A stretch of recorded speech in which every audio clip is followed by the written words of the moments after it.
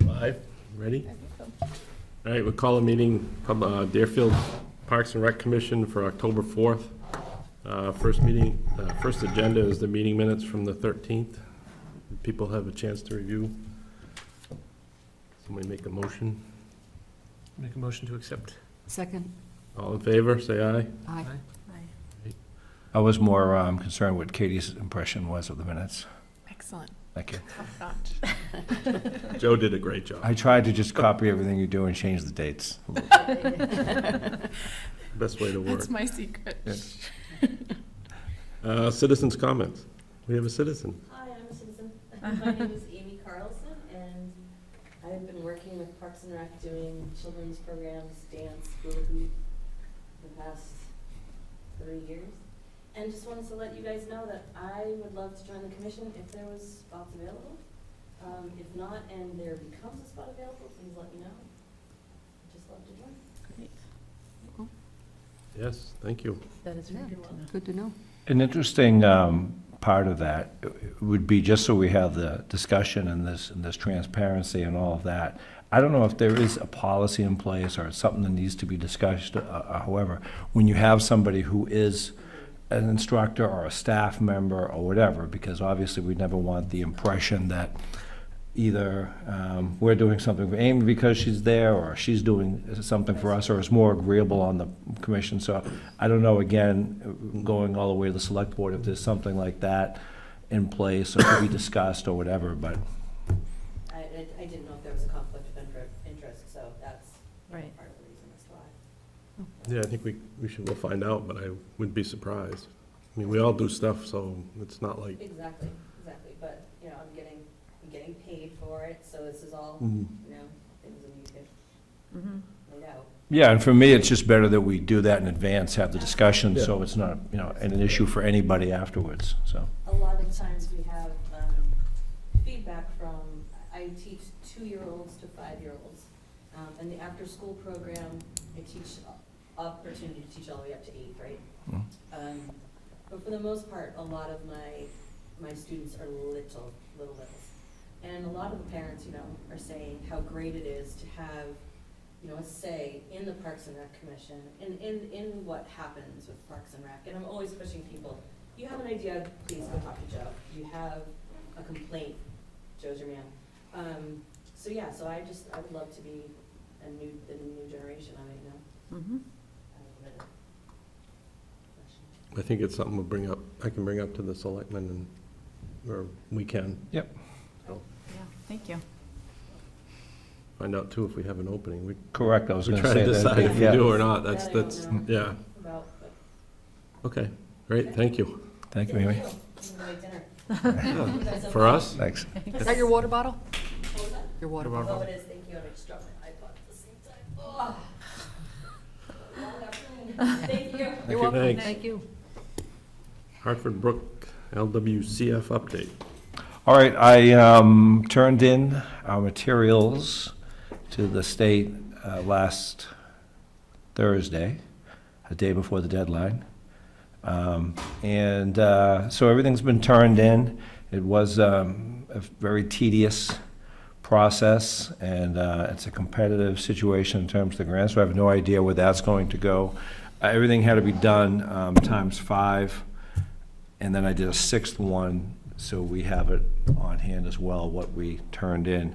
The only difference in what I have here and what was turned in is the other binders all had a sleeve on the front where I put that in that marked the Land and Water Conservation Grant, round 28, what we're turning in.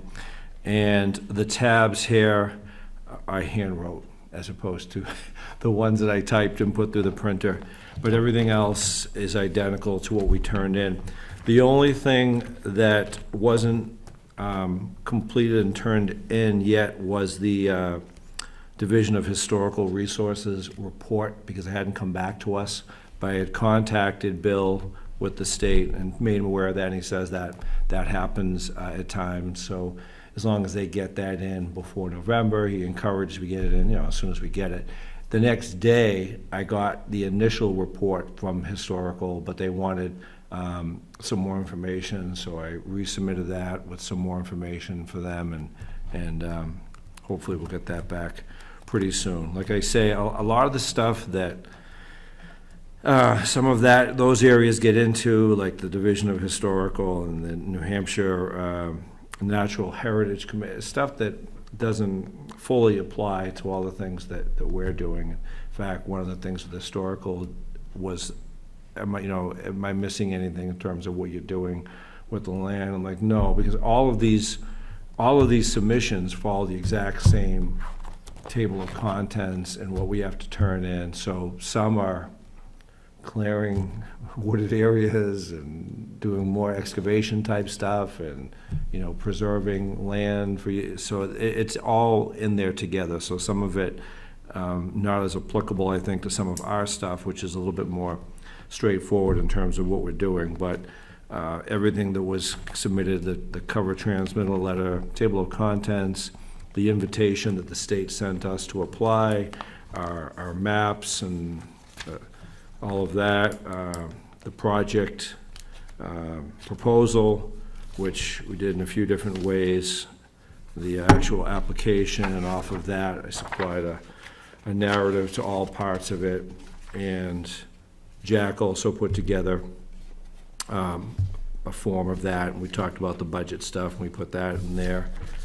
And then Melissa had done photos for us, and we submitted all of those. Well, we submitted enough to mark them and say what they were. Again, we did get the report back from New Hampshire Natural Heritage, and that was all fine. The letters of recommendation, including the one from this board and from Jeff White, were all in there. And now we just wait to hear more. Do they have a timeline on when they get back to you? Yeah, November, sometime late November, they think. Good. Yeah. So. Now, is that information available for public review if somebody asks? It is in this form. Like, I have the copy of this. Yeah. If we get selected, we have to submit everything electronically as well. So at that point, we probably would have it together like that as well. Okay. So if people want to see it, they could come see you and see that. To see what copy. we submitted, yep. Okay, great. Thank you for doing that. Thanks for everyone's help. Old Home Day update. Yeah, I put that down there because I didn't know if there was any more to discuss about that, but at this time, whether we're kind of in a holding situation on that. I think last we spoke was Hold Home Day for next year, where we talked about doing a survey. Ernie Yep. talked about doing Yep. that? Okay, so I haven't heard anything more on that. We talked about trying to put something in the mailer, but I Right. think, talking to Jan, it's gonna have to be really small if it goes in the tax bill. So I'm not sure that's worth it, but I still think a survey would be good if we can get something. And a survey, though, at this point, after getting the feedback from the board, it would just be people's opinions and thoughts and feelings and questions, but the board is committed to Old Home Day being more of what the traditional Old Home Day has been, right, prior to the 250 year. Is that what, because the board was after our last meeting? So you Right, guys and would- I think I brought it up there that we would be looking at doing a survey to see what activities people would like to do, and then where we would be able to hold those activities, but I think, for the most part, the select board says they'd like to have most of it downtown, down the center of town. But again, that will depend on, if we do softball, we do baseball, we may have stuff other places if we decide to do it, so. I think we get a survey and see what people are interested in, see how much interest there is in doing stuff. So how do we want to move forward with doing the survey? Survey, yeah. Last meeting, Ernie mentioned working on something, so we should probably touch base with him. Yeah. He talked about a monkey survey monkey. Survey monkey. You're doing what I do now, I always get it backwards. No. All right, I can help with that. I'll check in with him and see how he wants to do it. And Okay. so, but Jan said a mailer would have to be small, meaning what? Like, Well, what do you? A small part of the A newsletter, piece, right? Yeah, Yeah. either Oh, a just newsletter or, segment. Yeah, or even like, You could put a link in, if we get the survey going, you could just put the link in Okay. that, Yeah. so you can But have you're talking people- about a hard mailer, right? well, the thing is something they could put into the tax bill, so like, you know, a small, like an index card that had something about Old Home Day and Okay. the link. So when does that go out? Do you know? I'm not sure when it is. I can check with Jan. Yeah, I don't know. Too soon. It will be soon. But if we do a hard card like that, your space is probably gonna be limited to about 3 or 4 questions, especially if you wanna do a postcard that they can just check off a couple of things and then drop back in the mail. I don't know if it's gonna be a postcard, because then we'd have to put postage on it, Right, yeah. so. So I think Or- what Julie's sort of referencing is just to explain that there's a survey that we need, and then have a link. Definitely do it, Have a yeah. link. Yeah. And what we Yeah. could do for people that don't have access to, you know, internet and so forth, is make the hard copy of it and put it down here and Yeah. just say, come see Parks and Rec, and grab a hard copy if you wanna, Mhm. and then, I mean, that could even be at the regular town office as well, yeah, right. as the, Yeah. so, Yeah, we could put it in a couple If they places. come in to The pay their library. tax bill or something like that, we could have Yeah, Right. so, in a couple Yeah. of spots. Right, we'll figure that out. Yeah, kind of keep it simple and just refer back to Parks and Rec and stuff. right. Okay, thanks, Amy. 250 update, I guess Jack's not here and he's not here.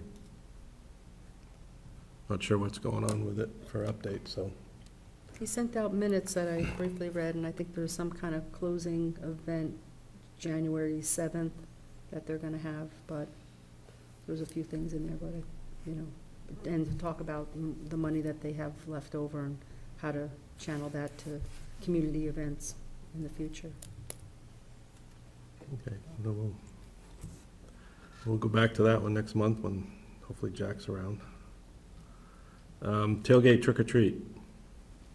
Yep, again, just a reminder of the date, and then maybe a final commitment when people know as far as who can help out that day, primarily for the parking, and we did do some light concessions there last year as well that were appreciated to have, I think. So that's the main thing on that.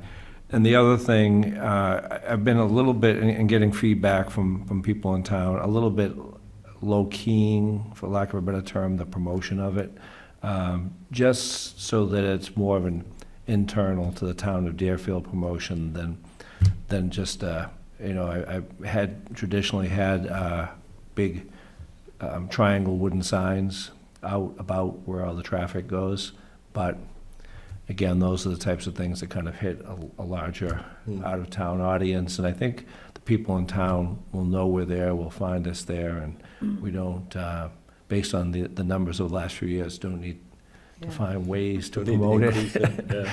So that seems to be a concern for people, and I don't know, you know, that we're ever gonna get to a point where we can completely enforce residents only, but we can, in our promotion, say for Deerfield residents, and then hope for the best with that without throwing anybody out.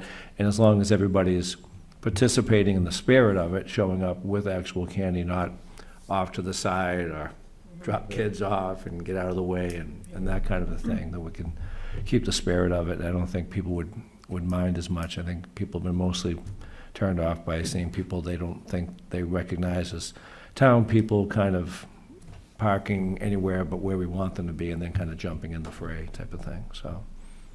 What time do you need volunteers? I think, well, we say we start parking at 12, which means cars are showing up before then, so I would say anytime after 11 or so would be a good time for show up and get our plan together, and then know that we're gonna have some early birds and so forth there. I'm sorry, did you already have a date? Yeah, the last Sunday, which is the 30th this year. Yes, 30. And the 31st. traditional Halloween's the 31st. The other thing I wanted to mention was that since we've started doing this, and I'm not saying because of that, but heck of a coincidence, that several local towns now are jumping in with some form of, whether you're calling it trunk or treat or tailgate trick or treat or whatever. So, you know, more power to them. That might also keep some of the out-of-towners away when they're all doing it around similar dates. Raymond's now done it the last couple of years, and Northwood and Barrington, so hopefully. One avenue of communication that might be more focused to just in town would be to put it in the bridge at the Mhm. school. Yep. So I don't know if you had already planned on that. Yep. You can get the word out that way, and that will definitely stay within town. Yeah, it's kind of an unusual event for us in that we're finding ways to low-key the promotion as opposed to sounding the trumpets on everything we're doing and, so forth, so. It's certainly well attended. Patriots play at 1 that day, so it'll clear out pretty quick, I think. The Bills, Oh, is that really that day? Revenge game? yeah, It's so, gonna be a good game. Maybe I should put that on the flyer. yeah, yeah, so people can stay home and Get make in and their. out quick. Yeah, Tailgate garbage. no TV. No TV. Well, special parking for the early departures. Yeah. For those 2 people not watching the game. Yeah. So you'll need commitments from people for, Yeah. I I can won't be help. around. Yeah, that'll be great, and what I'll do is try to remember to just send it out again as an email reminder, follow up in this meeting, maybe when Katie sends the minutes, and then people can just reply back with email, and I'll get an idea from there. So the trick or treating goes from 12 to 1, Two. yeah. 12 to 1 is the parking. Yep. And then we have the parade and the trick or treat, and they tear into it pretty good, and Okay, usually they're done by 2-ish, quick. so, About an yeah. hour or so. Yeah, So it's like 2, right. Yeah, I'm trying to remember what time it wrapped up. yeah, 2:30-ish. Right. I have to go up to Boston that night too, so. Good. Katie probably knows where I'm going. It's not important in this meeting, though. All right. All right, so you'll put something out about volunteers? Yes. And people get back to them? Okay. Any other items? Well, Julie provided the details on the coffee house contract, so if you want to talk a little bit more about that and what we need to do with that. What I'll do is I'll put together that, volunteer list and send it out to our group and so forth. And I think the 2 main things is just having the volunteers for the actual event and the setup. And I talked to Leslie over the weekend and told her that it was Veterans Day on Friday, and she didn't think there'd be a problem. We should communicate with her prior to then, and she might say, leave the chairs or what have you, depending on what they need. Because don't we just set up chairs for Veterans Day at the, yeah. Can you So, do that on Veterans Day? Oh, Right. So that's on the 11th. so I'll get with her about everything, but basically we'll need help with volunteers for people to bake, bring items, set up on Friday, working the event, but I think Melissa and Amy said that they would help with that. We'll need- So I'm sorry, she's definitely going to start setting up sometime Friday, the event's Yeah, she- on Saturday. Right, she always does. They always do a rehearsal Yep. Friday evening, so they try to Okay. set up usually between 2 and 4, could be 1 and 3. Mhm. But what time are you out of there? We should be cleared out before 1. Before 1? Okay, I'll let her know that, and then we'll communicate as we get closer, but I'll get this all out and as a volunteer thing, and then see where people can sign up to make or bring things. Because you're not going to be around, right? Yeah, I'm So- away that weekend. All right, good. Yeah, we can work on that so that I can Yeah. keep an eye on the Yeah, volunteer sign-up list. okay. And it doesn't have to be just Parks and Rec, we can send it, like I send it to other people in the community that like to bake or bring things for this, so maybe you can share it with parents from Parks and Rec that are in the program, Yep. what have you. They don't have to go to the event, but if they Mhm. want to donate a gallon of apple cider, Something, Sure. Right, home baked cookies, or, coffee. All right, good. So I'll take you that, take care. yeah, All I'll right. take care of that. Anything else? I did submit yesterday and today advertisement for the assistant position, so that's out there. So I think it was about a 3-week window that we had for the open and close of that. So hopefully there'll be some stuff to talk about on that end coming up, that's out there, so. You're going to set up interview committee or something like that? Yeah, I mean, that would be the next thing I want to talk about with the, I would love this body to be a good part of that and figure out the best system once we have our applicants in place, but definitely would appreciate that. Great. Good. Other than that, I would just say, program-wise, things are going well. Things are great with the after-school program. Again, very busy. A lot of kids on those buses coming over, Have we resolved the busing issue, or is that still in flux? Everything has been great on our end. Okay. I know that they've had a couple of behavioral concerns that they've addressed, but they haven't communicated any issues to us that there's any problems going on with that. So everything's been working. They've been coming over in a Okay. timely manner, and I do have a school board meeting tomorrow night, so if you want to bring up any issues with Yep. that, we can.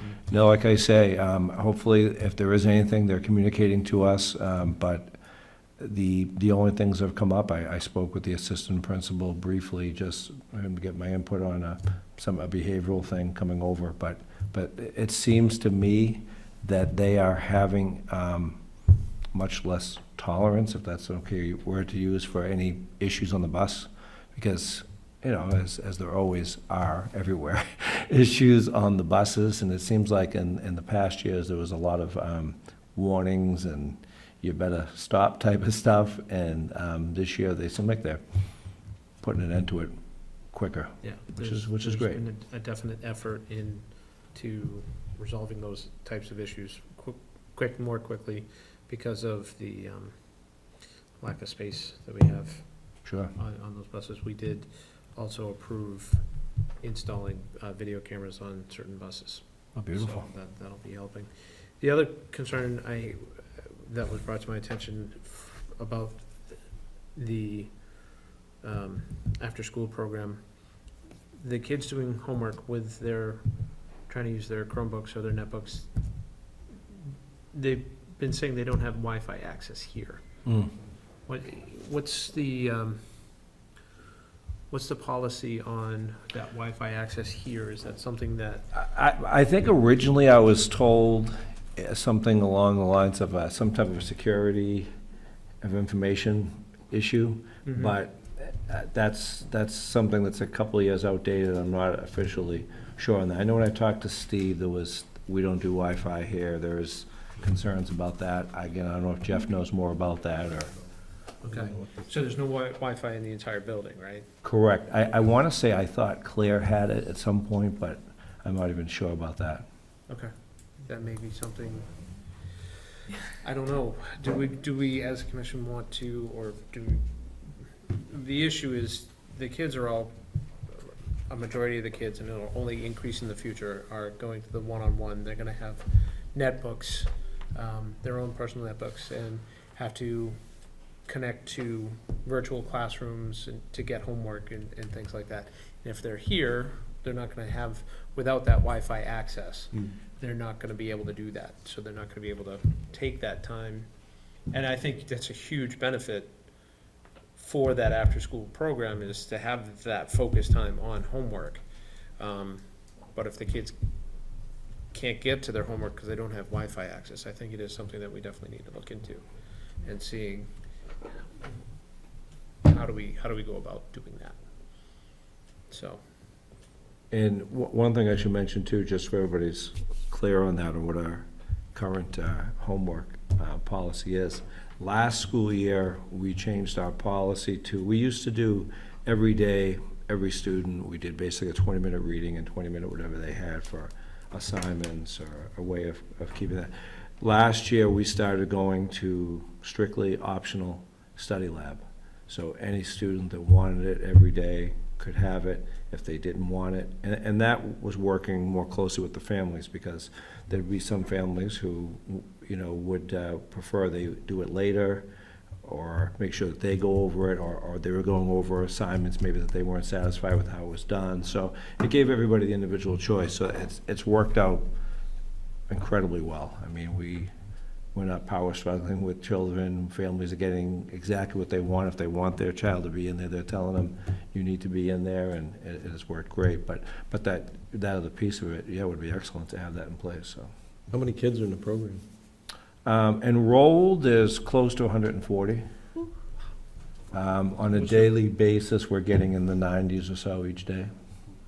And how many of those kids do you think, and Ken, maybe you have an idea of that, how many of those kids do you think would need the access to Wi-Fi? Is that a grade breakdown? it is a grade breakdown. They expanded it this year, but your sixth graders and fifth graders would definitely be enrolled in that. can't remember if it goes any further lower than that.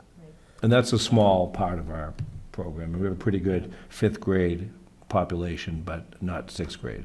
So, Yes. just to keep that in mind as well, if But that's. fifth, and I apologize, I should have looked at that ahead of time. But they did expand it to the lower grades, you know, so that they can go forward with it. I can see that happening more and more, actually, in the future, yeah. Yeah. It's worked out good, you know, Christopher was one of the pilot ones in the fifth grade last year, and now he's in sixth grade, and he's continuing on with it. It's a great thing, but it does have, like, all technology has certain limitations. But, yeah, if that's where a majority of their homework is, if they don't have that access, it's tough, because it's all web-based. It's not like they can load it in, or they can't load all of it in and work on it offline and then put it back, you know, when they connect, but. Just So- sign up for another sort, connection on that device. I have no vested interest So- in that as a Verizon employee. Just Not saying. at all, not at all. How is that monitored in here if somebody's on their Chromebook or whatever it is? Well, that brings up another thing, and that's why I bring it up here, because I wasn't sure if it was a policy or if we didn't physically have the capability here. And it sounds like we There's- physically don't have the capability here. No, there's Wi-Fi. But- Yeah, there's town. But is it- It's town, it's not Yes. DPR. Yeah, you don't wanna, Well, see, that's the That's thing. tough. Where does the access come Right. in? Is it through the town? You know, in which case, does the town have the capability, or just, do they wanna grant us the capability to Right. use that? Or do we ask to set up a whole new access? yeah. And then the monitoring and proper use of it falls on the staff. Hmm. You know, homework only, so that somebody's not sitting there doing homework and actually doing Minecraft. Right. Right, and that's another, it's like anything that goes on in that study lab now, with the policy change that I talked about a few minutes ago, makes everything easier, because it is optional. So if you're in there, and I basically liken it and tell the kids, think of it as a library. You don't have to go to the library, but if you do, you gotta be quiet, you gotta be doing your thing. So, the same thing, that's the only time that any of them would have, and some of them have had electronics in the past as it related to their study stuff, and we would, keep an eye on that, like you say about the Wi-Fi, it was a lot easier to not worry about, but. Yeah, but again, if you make it optional, they're in there because they wanna be in there, they wanna get that work done. I think that's a great thing, that takes away a lot of the wandering. Yep. But there are obviously some details that we need to Well, I'll bring it up discuss and work and out. see if we can't find out on the town side what we can do for it.